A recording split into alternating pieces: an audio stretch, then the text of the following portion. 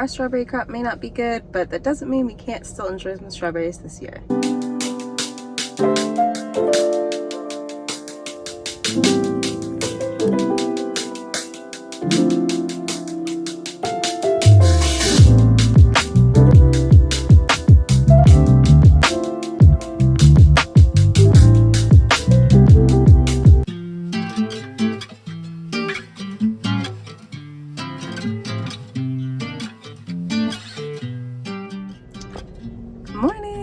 Headed out to the farm to pick some strawberries. Our strawberry crop may not be good, but that doesn't mean we can't still enjoy some strawberries this year.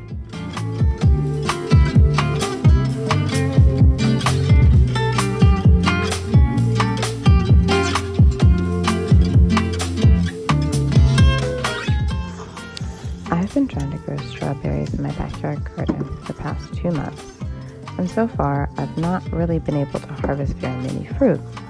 Luckily, there's some local farms near where I live where I can pick berries so that I don't have to miss out on the summertime garden favorite. Oh yeah! I brought my little one along for the outing, and he loved running up and down the rows to find the berries, and even finding some of them in my basket of ones that I had picked.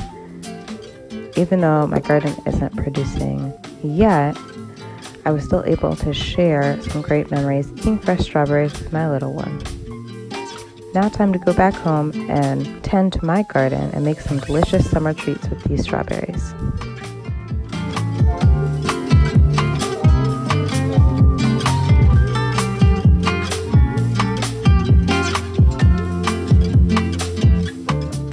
Alright, got our strawberry harvest for the day. Some of which might have been eaten by a little babe on the way. Had a lot of fun at Patterson Farms, and now it's time to go home and rest.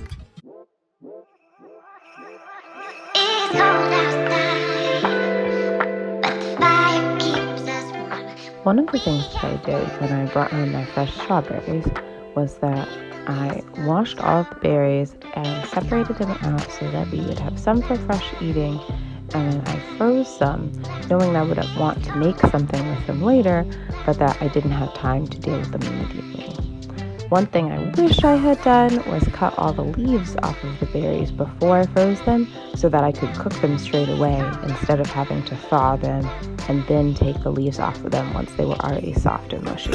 That was a little bit difficult, but we got through it.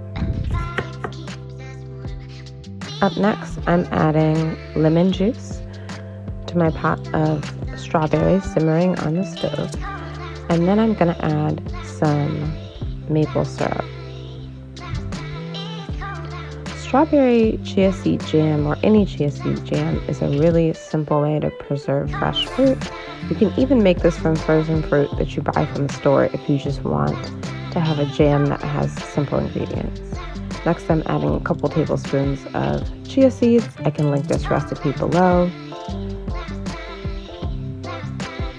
Next, I'm mashing the berries because I want to have a really consistent, smooth texture to my jam.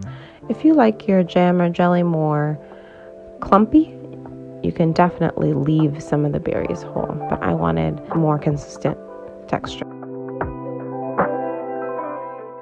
Then I'm going to let the jam simmer for a few minutes, and then I'm going to turn off the pot completely and let it set. I let the jam rest for about 30 minutes while I make the biscuits, and then I come back to add it into a clean mason jar for storage. Because this jam isn't canned to be preserved, you're going to want to store it in your fridge for about a week.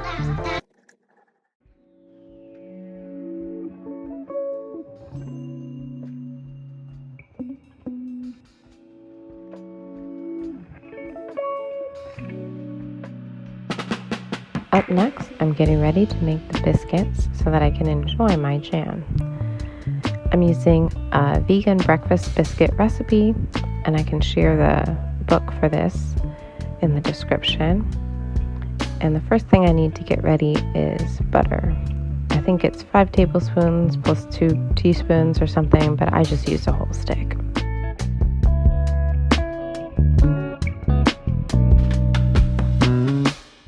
I'm I'm using this cookbook.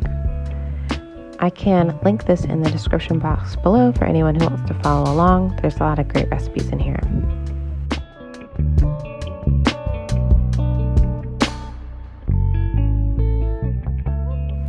Up next, I'm measuring out all the ingredients: flour, baking soda, sugar, and salt, getting those into my bowl and mixing them together with a pastry cutter.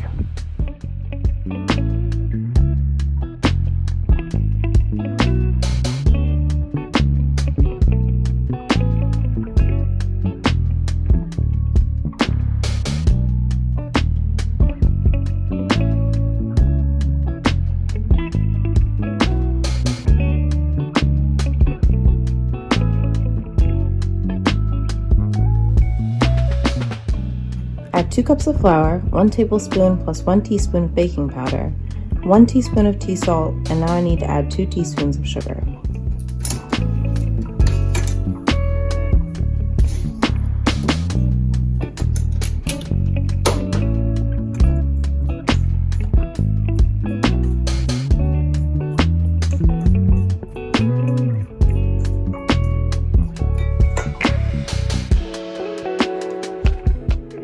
This is 5 tablespoons of butter, vegan butter. You can use whatever brand you like. I cut mine into small pieces so that it would be easier to mix.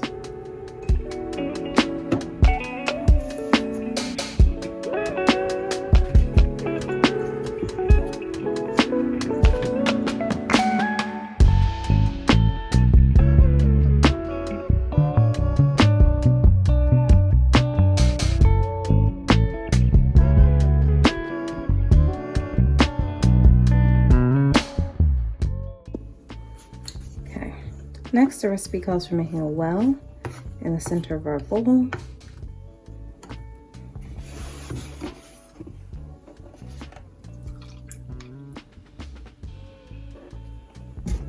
We're going to add 3/4 of a cup of plant-based milk.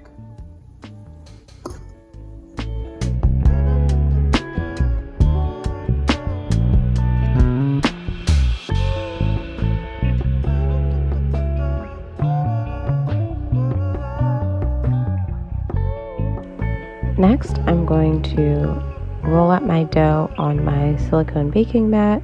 I like to use this for any sort of bread making. Just makes cleanup a lot easier to have that baking mat down. My dough today is a little bit drier than normal, so I ended up adding just an extra splash of almond milk to help the last bits of the dough to come together.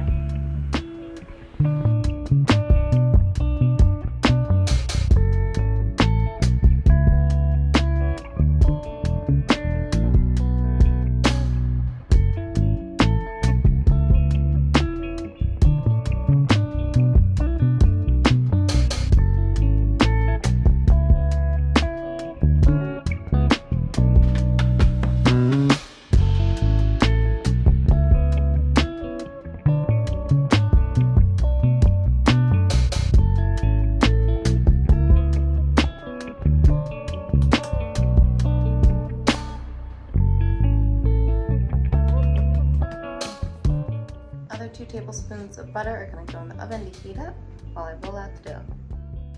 Next, I'm going to roll out my dough until it's about 1 inch thick in a circle, and then I'm going to use a cookie cutter to cut out circles.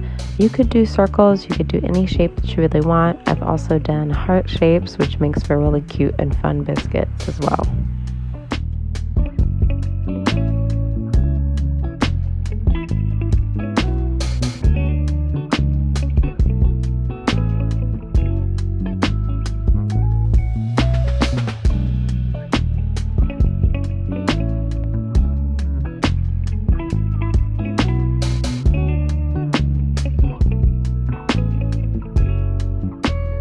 Any extra bits you can just roll out into another circle and use your cookie cutter to make more biscuit rounds.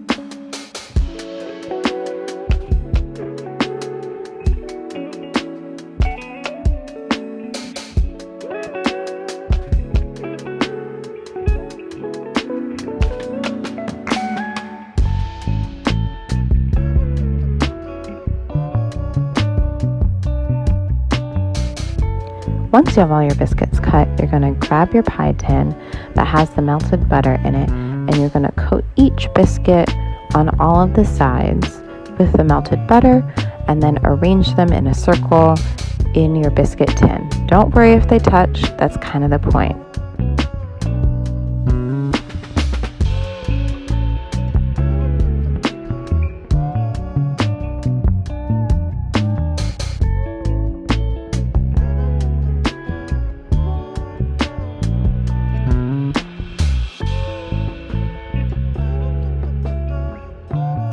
Finally, you're going to bake them in the oven for 10 to 12 minutes.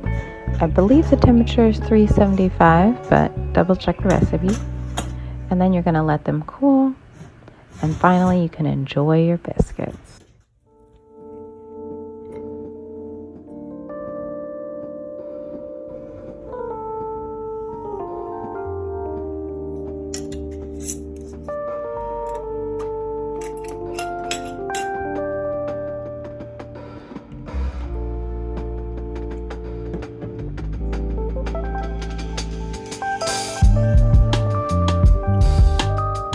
And here we go, the finished product. From fresh strawberries that we picked at a farm, all the way to strawberry jam on our own homemade biscuits. This was so much fun sharing time with you today. Thanks so much for watching. I can link another one of my cooking videos in the description box for you to enjoy until my next upload. I'll see you in the next one. Bye.